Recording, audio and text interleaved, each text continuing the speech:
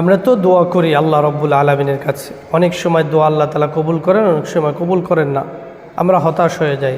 আজকে এমন কয়েকটি বিষয় নিয়ে আমরা কথা বলবো যেগুলো আল্লাহ তাআলা দোয়া করলে 8টি সময় রয়েছে এমন, যে 8টি সময় দোয়া করলে আল্লাহ তাআলা অবশ্যই কবুল করবেন, আশা করা যায়।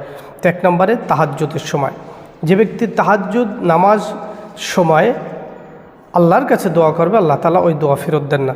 2 নম্বরে বৃষ্টি নামার সময়, অর্থাৎ বৃষ্টি নামলো এমন সময় দোয়া করলে আল্লাহ তাআলা কবুল করে থাকেন, এটা অনেকে জানিও না আমরা।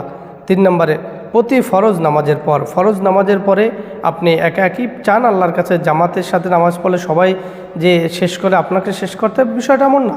আপনার দোয়া আপনি করতে থাকেন, আল্লাহর কাছে আপনার যা চাওয়ার চেয়ে নেন। এজন্য প্রতি ফরজ নামাজের পরে আল্লাহ দোয়া কবুল করে থাকেন। তারপরে 4 নম্বরে কোরআন খতম করার পর আপনি কোরআন খতম দিবেন। এই যে 8-10 জন নিয়ে কোরআন খতম দেওয়া এটা নয়, নিজে নিজে কোরআন খতম দিয়ে আল্লাহর কাছে যা চাইবেন ইনশাআল্লাহ আপনি পেয়ে যাবেন। 5 নম্বরে অসুস্থ ব্যক্তির দোয়া আর কি, অসুস্থ ব্যক্তি যদি আপনার জন্য কোনো দোয়া করে সেই দোয়া আল্লাহ তাআলা কবুল করেন। 6 নম্বরে ভ্রমণের সময় অর্থাৎ সফরের সময় আমরা জানি দোয়া কবুল হয় জন্য সফর অবস্থায় আমরা বেশি বেশি করে আল্লাহর কাছে নিজের জন্য, সমাজের জন্য, পরিবারের জন্য, মুসলিম উম্মার জন্য আমরা দোয়া চাবো, আল্লাহ তাআলা কবুল করবেন।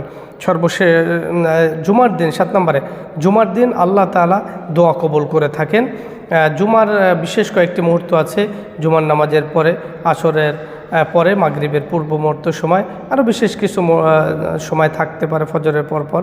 এই জন্য আমরা এগুলো বেছে বেছে আমরা দোয়া করব। সর্বশেষ 8 নম্বরে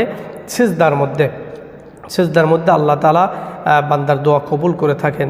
এই 8টি জায়গা আল্লাহ তাআলা 8টি সময় যদি আমরা দোয়া করতে পারি তাহলে আল্লাহ তাআলা অবশ্যই আমাদের দোয়া কবুল করবেন ইনশাআল্লাহ।